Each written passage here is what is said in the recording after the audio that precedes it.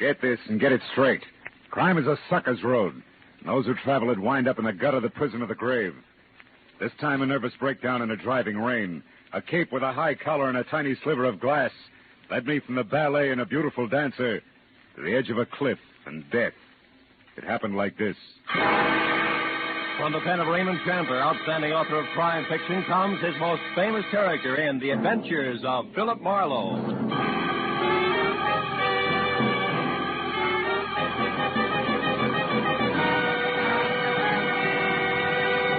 Now, with Gerald Moore, starred as Phillip Marlowe, we bring you tonight's exciting story, The High-Collared Cape.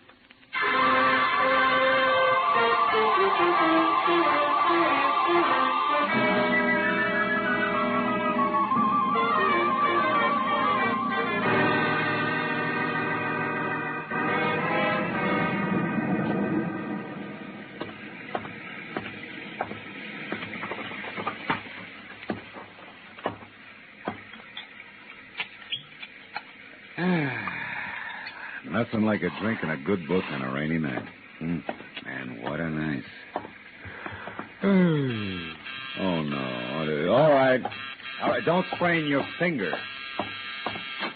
I'm most sorry to intrude on you this time at night, but I may have waited too long already. Yeah, well, look, miss, my office hours are 9 to... Andre, I felt something dreadful was going to happen to him, and now I'm sure of it. You must find him for me, the poor man. Lady, wait a minute. Hold it, will you? Who is Andre? And for that matter, who are you? I am Vivian Ordway, prima ballerina ballet du monde. Prima ballerina? The impresario of the company, my dear old friend, my teacher, the man who's been like a father to me. That is Andre Ledoux. We must help him at once. Well, listen, Miss Ordway, why don't you... Mr. Marlowe, I feared for some time that Andre was on the brink of losing his mind. Yeah, I can understand it. He's a genius, tormented by 1,000 frustrations. He will never dance. He isn't crippled, but he is consumed with a passion for dancing and drives himself to express his genius to the clumsy feet of water. Yeah, well, that's very interesting. You've no idea, but I don't see why you came to me tonight, Miss Ordway. What can I do? Help me to find him.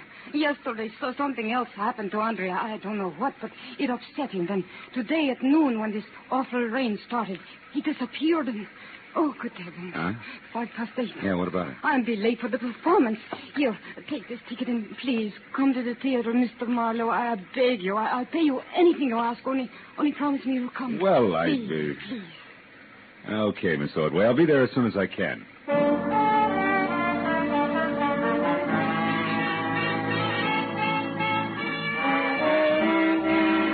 Ballerina swept out of my apartment like a frightened whirlwind. As I got dressed all over again for an evening ballet, which I needed like acute appendicitis, I saw that the ticket she'd left was number 27J at the Great Arts Theater, showing Ballet of the World, sponsored by one Mrs. Imogene Wyatt. Well, I got to the lobby, half sulked near the end of the second act, when an icy usherette shoved a program at me and hushed me inside. The audience was a small cluster of Artie diehards down front, which left me in 27J feeling like Midway Island. My client, Vivian Ordway, was the whole show. When I saw the finale coming, I slipped down a side aisle and into the wings, just in time to catch a beef at the stage door between a long, wolf-faced intruder and a pudgy doorman. Yes, Scully Haskell. But even if she was, you wouldn't get in. She left strict orders. You're finished. Now get out and stay out. Okay, but let me tell you something. I broke my back getting publicity for that stunted widow in the carpet. Imogene Wyatt's going to be sorry she fired me. I'm going to see to it personally. Get out of the theater, Scully. Nuts. You and this whole troop of stuck-up grasshoppers.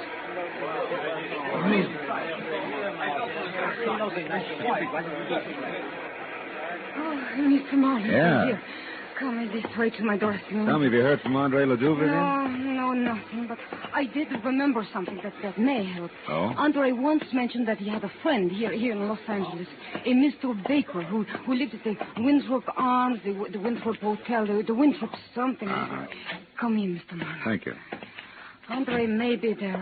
I'm grasping at straws, I know, but if his mind is gone and he is lost... Oh, I'm so afraid for him. Oh, now take it easy, honey. Take it easy. Vivian, is there news of Andre? Oh, no, George, nothing. Mr. Marlowe here is going to find him for us. He's a private detective. Oh, I see. Wonderful. I am George Melnikov. Glad to know you. Vivian, I'll be at the hotel. If I can help, please do call on me. And, My dear, you shone as beautifully tonight as the full moon. Как красивая луна. We mere stars were hardly visible beside you. До свидания, душка. Fast man with a compliment, huh? He's very sweet. Yeah, what hotel did he mean? The Wilshire Gardens, most of the ballet stay there. Oh. How about you, Miss Otway? I have a house, a studio on Lookout Mountain, 857. 857. Can I reach you there? No, I'm going to wait here in the theater.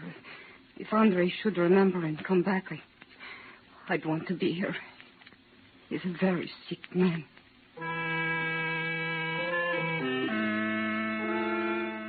After I left the theater, a quick check in a phone book showed a Winthrop Arms apartment hotel on Havenhurst Drive. It's just below Fountain Avenue. And when I got there, I found the name Baker stuck over the mailbox to apartment 1A. I went inside and up to the door.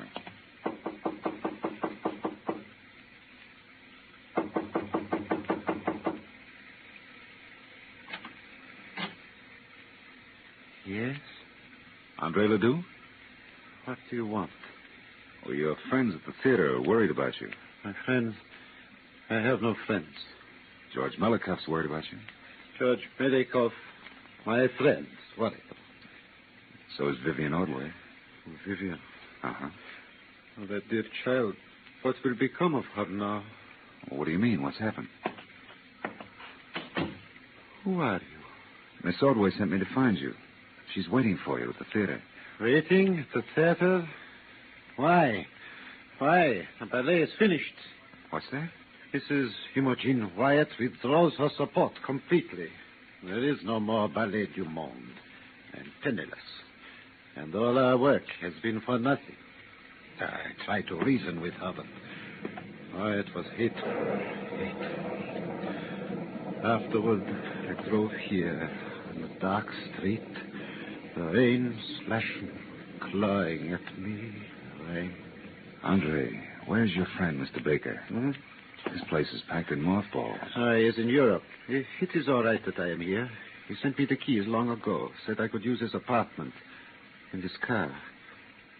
I came here to be alone, to think. My head aches.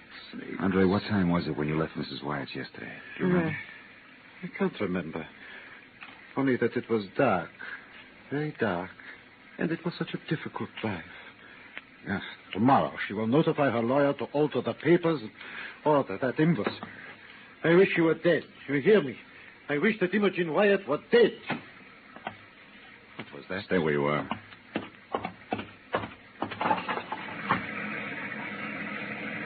What is it? Do you see anything? No. Now, look. Andre, about your headache. Hmm? Wouldn't you like to see a doctor? Doctor, no, I'll be all right. I am all right. Understand? Yes, sure. Well, do me a favor for your own sake. Stay here tonight, inside. I want to check a couple of things, and then I'll be back. Yes, I'll stay. Where else would I go now?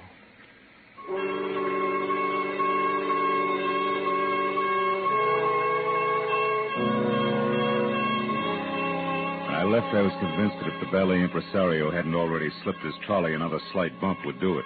But two things bothered me. So first I walked around to the window again, but any trace of an eavesdropper had been washed away by the rain. Item number 2 was the strong imprint the drive home in the rain had made on Andre's troubled mind. I wanted to know why. The garage was under the building on the far side. The door was unlocked and a small light burned in the back. I finally found the car, a sleek, close-to-the-ground Hudson registered to Olin Baker, and found it with the first grim discrepancy. The left headlight and fender were still streaked with rain marks, but the right had been wiped clean. When I reached in and switched on the lights, that cinched it. The glass in the right headlight had been replaced. It was brand new. Hey there. What are you up to? Just testing my friend's car. I may borrow it. You the attendant? That's right. You in here last night tinkering around with this here car? No. Maybe it was Mr. Ledoux. He had it out last night. Oh, no, it wasn't him. That was somebody else. I heard a noise. See him when I come out of my back room there. This guy beat it. He took off like a scared turkey. He had a big black cape on with a high collar flapping in the wind. You better watch it, old-timer. That stuff's getting your eyesight. Looks like a cape to me. Yeah? Well, I looked around, but I didn't see no harm done, so I went back to my room. What time was all this? Oh, way past midnight. Maybe 1, 2 o'clock. I didn't pay much attention. By the way, mister, careful of the nip. No, thanks. I'd like to use a phone. You got one? Oh, sure. Back in the corner. I'll show you. I'll find it. The call is personal. Do you mind? Me? Should say not. Help yourself, Sonny. I'm too old to even be curious.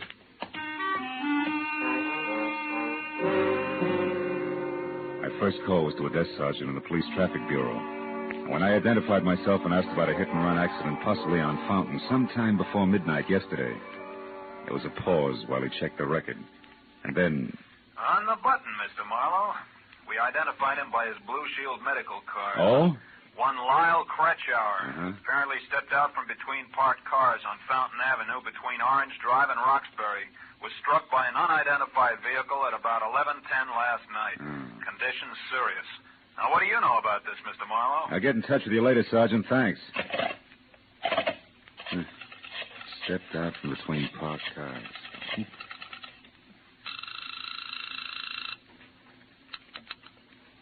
Great, that's the It's Phillip Marlowe. I want to talk to Vivian Ordway. Oh, hang on a second, Mr. Marlowe. She's right here. Okay. Have you found him?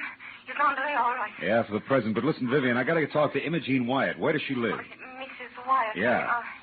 Beverly Hills. Let me think. It's 21 Cameo Terrace. 21 County. Meet me there right away, will you? I may have a couple of rough answers for you, baby. But I'm still in costume. That doesn't matter. All right, I put something on over it. I'll be there just as soon as I can.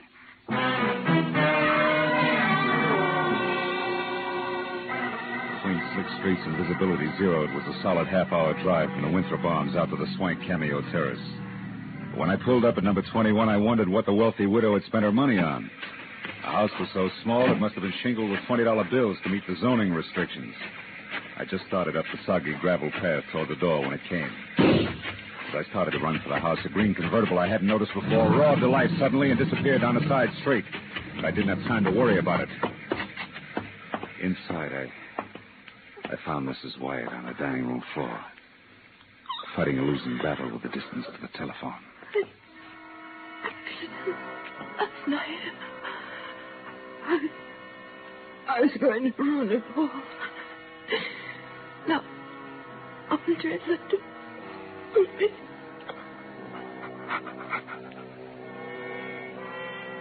She was dead. I looked through the rest of the small and now silent house in a hurry, but found nothing more constructive than the rear door wide open. I got back to the living room just in time to see my client, Vivian Ordway, bizarre in a short, frothy ballet skirt and long white hose, standing in the front door. Something's wrong, isn't it? It's one way to put it. How'd you get here, Vivian? In the cab. Who do you know that drives a green convertible? Green. With Scully Haskell, a publicity man, but why? The guy I saw in a beef at the theater tonight. What's happened? Imogene Wyatt was just shot to death. That puts 2 items of business up on deck.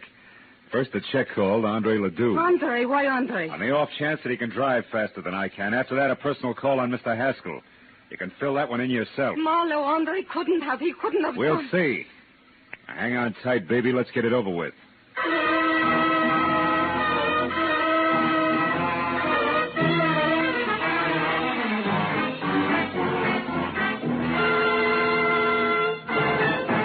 In just a moment, the second act of Phillip Marlowe. But first, the great international comedian Beatrice Lilly will be Bing Crosby's guest on CBS this Wednesday night.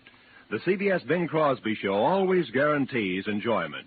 So be listening when B. Lilly joins Bing on most of these same CBS stations this Wednesday night. And now with our star, Gerald Moore, the second act of Phillip Marlowe. And tonight's story, The High-Collared Cape.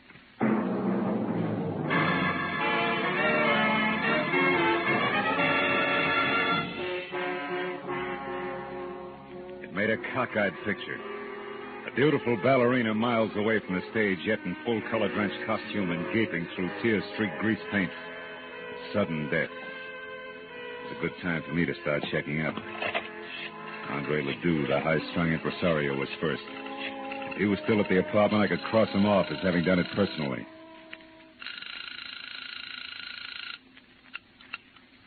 Hello? Hello, who is it you want? Sorry, wrong number. Marlowe, he was home, wasn't he, Andre? I mean, you couldn't suspect him, Marlowe. Why, Andre's the sweetest man in the world. Take it easy, honey. I didn't say Ledoux did it. And his being home doesn't say he didn't. People sometimes pay other people to do their dirty work for them, you know. Just what are you trying to say? You hired me to find Ledoux, and I did. But also I found he was suffering from shock, and has been since last night when Mrs. Wyatt told him she was going to fold the show.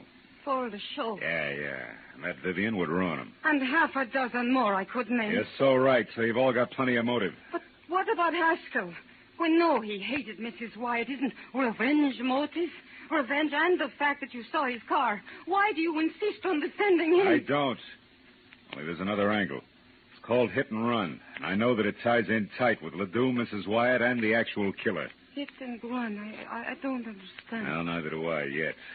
Now, look, do you know where Scully Haskell lives? No. Where does he hang out? Sometimes at the bar at Wilshire Gardens Hotel. Okay, I'll try it. Now, you go back to your place up in the hills. I'll find out when I got some answers. Now, hurry up and get out of here, will you? Somebody might have heard the shot and called it. Somebody did hear the shot. Go on, get out. Yes, but Marlowe... No buts. Go on, Vivian. Get in the cab and go straight home. Do your crying there. Marlowe. Good. I'm trying to... Hey, Vivian, you forgot your coat. Vivian, you... Oh, no, baby. You forgot your cape.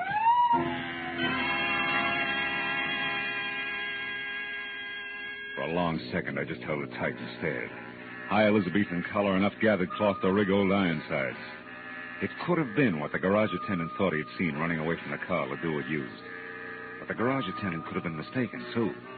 I told myself that leaping high to conclusions was strictly for ballet dancers. I jammed the cape into a small bundle and leapt via the service entrance just as the police sirened up. I took the great circle route back to my car, tossed the cape on the seat next to me, and drove fast to the bar at the Wilshire Gardens Hotel.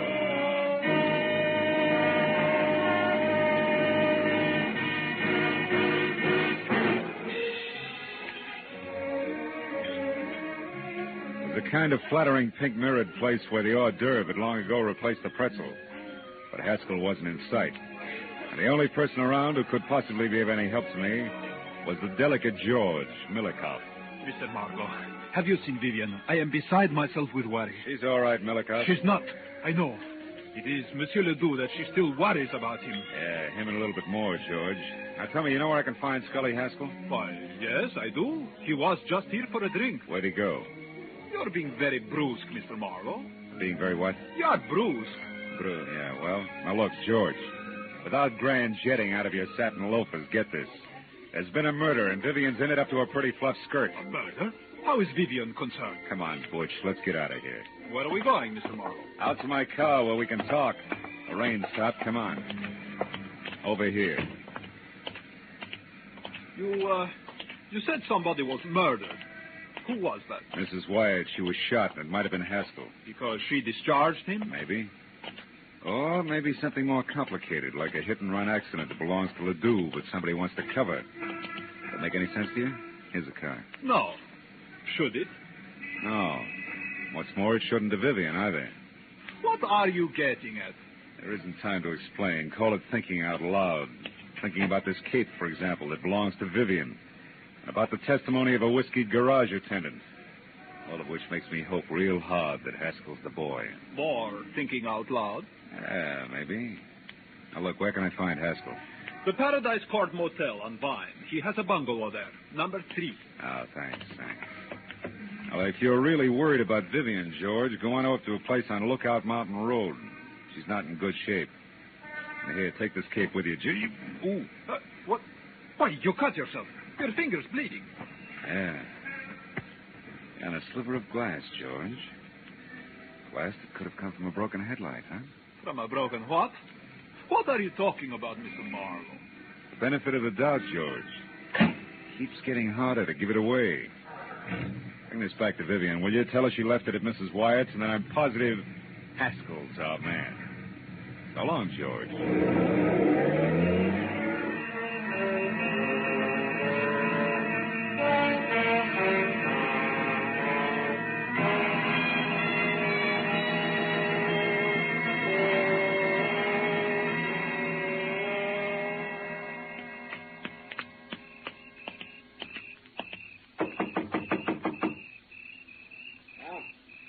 That you, Nancy? Not quite. The name's Marlowe. I want to talk to you, Haskell. Don't waste your breath, Skip Chaser. I'm broke, and I'm going to stay broke until the 1st of next month. After that, you can get in line. Who are you funny for, the finance company? Imogene Wyatt's dead, Haskell. What did you say it? What's the gun for? You lousy temper. Get back. Hey, wait a minute. I saw you at the theater tonight. Yeah, and I heard you, which puts me out in front. Now, do we talk, Haskell? Or what? Mrs. Wyatt's murder. You were sloppy. Hey, you're off your nut. I didn't shoot her. I didn't even... Slips, huh, kid? Oh, I know she was shot. Doesn't prove I did it. Come on, why'd you kill Mrs. Wyatt? I didn't. How'd you know she was shot? Because it happened just as I got out of my car and started toward her place. I was going up there to read her off. The shot scared me away. Use your head, Marlowe. I was sore, but I didn't kill her. No, but interference on that hit and run you were covering was plenty of reason. What are you talking about, hit and run? Hit and run. Don't move, Haskell. Nuts. I said don't move. Congratulations, handsome. That's just what I had in mind. Close the door and stand still. Sure. Now what? The name's Nancy Connor. Occupation? Ex-friend of the unconscious. Don't look so worried, handsome. I'm on your side. I had something in mind exactly like that left cross you just threw. That cold, Yeah. What's your beef? I took this louse to a party with me last night, and he got so stinking drunk that I'm still apologizing to people. He was with you last night? Mm-hmm. Me and a couple of fifths of bourbon. From 8:30 till 5 a.m. And on Malibu. He never left? Not for a second. The loudmouth was positive nobody could get along without him. What's that got to do with you? Too much. Tell Haskell I'll be in touch, will you? I gotta run now.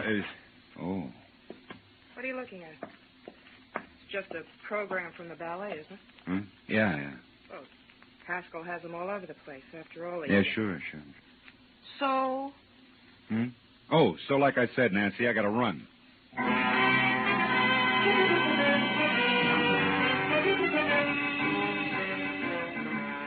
There's 15 stop-and-go minutes from Haskell's place to the Hollywood Hills, and another 5 screeching up the paved snake that was Lookout Mountain Road. Finally, I was there out of my car and running toward number 857, which was a collection of windows and a rustic log frame half jutting out into space. And around in the back, there was a wooden sun deck. Below it, on either side, huge rocks that line the edge of the cliff.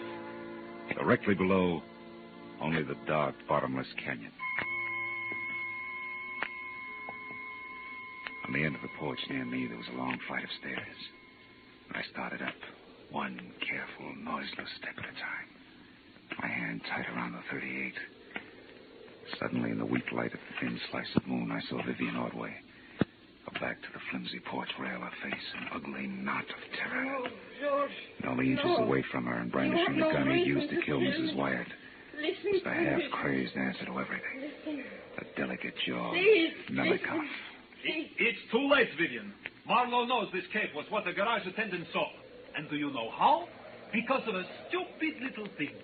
A sliver of glass that was caught in it, which came from the broken headlights that the wearer of the cape replaced. The wearer who was covering up Andre Ledoux's hit-and-run accident so that he could have the pig where he wanted it. You're wrong, George.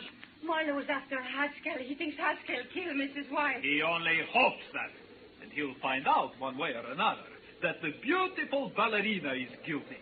Then he'll be forced to come back here after you. But, George, I'm not guilty. Of course you're not, Vivian. I am. The cape is mine, not yours. You only used it tonight. That's the only thing he doesn't know, and never will. Because you will have killed yourself after confessing to me. No. It's the only way, Vivian. You or me. But it's always been that way, hasn't it? Even in the ballet, where one or the other of us had to be stars. Too bad it wasn't I. Yeah, crying shame, Melancholy. Get away from that rail, Vivian. He's going to the other end of the porch, Marlowe. He's going to jump at the ground there. Melancholy, no!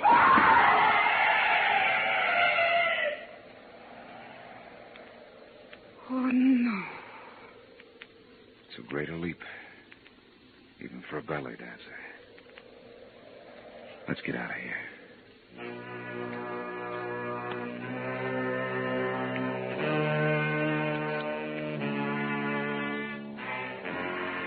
A long time at police headquarters, but finally all concerned had made their statement.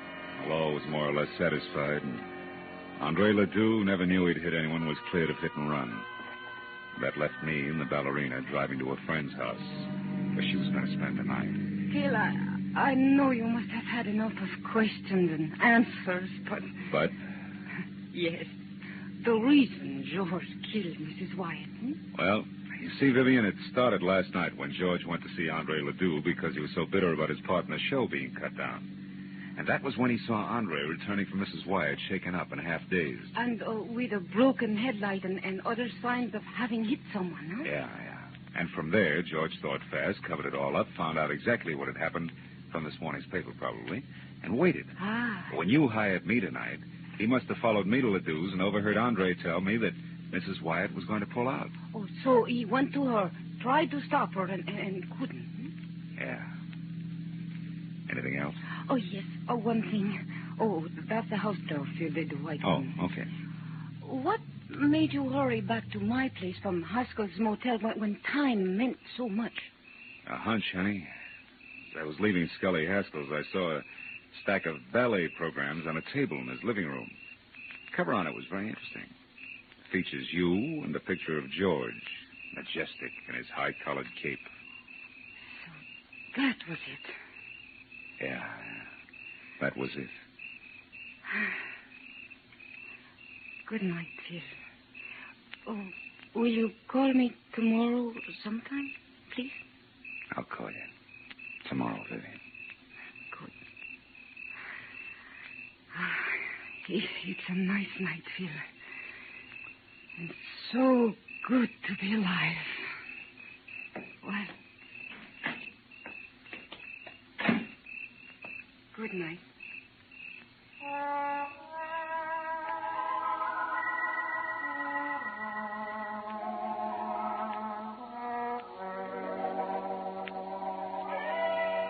Well, I drove straight home in the quiet, empty hours through the quiet, empty streets, thinking all the way about ballet, which to me had always been something very delicate.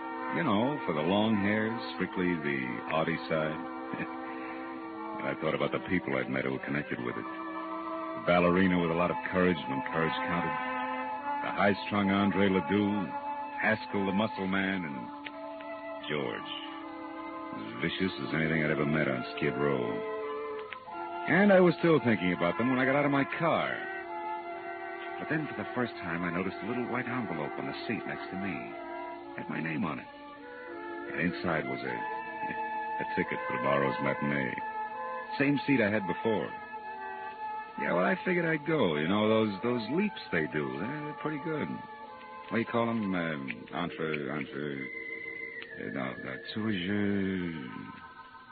Yeah, they're pretty good.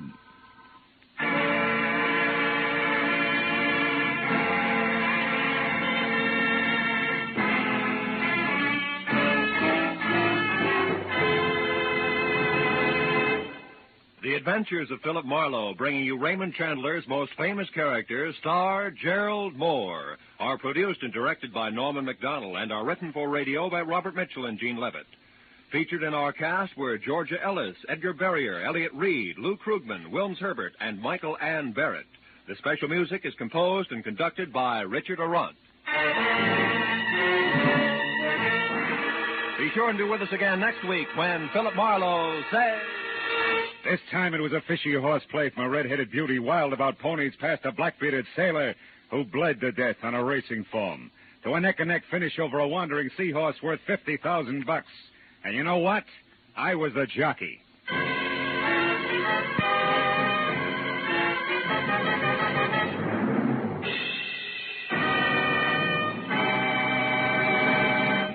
Remember, every Wednesday night, CBS brings you Groucho Marx with his wonderful quiz, You Bet Your Life. It's one of the brightest, most spontaneous, most genuinely funny shows on the air, so be listening this Wednesday night on CBS. This is Roy Rowan speaking. Now, stay tuned for Pursuit, which follows immediately on most of these same CBS stations. This is CBS, where Burns and Allen are heard every Wednesday night, the Columbia Broadcasting System.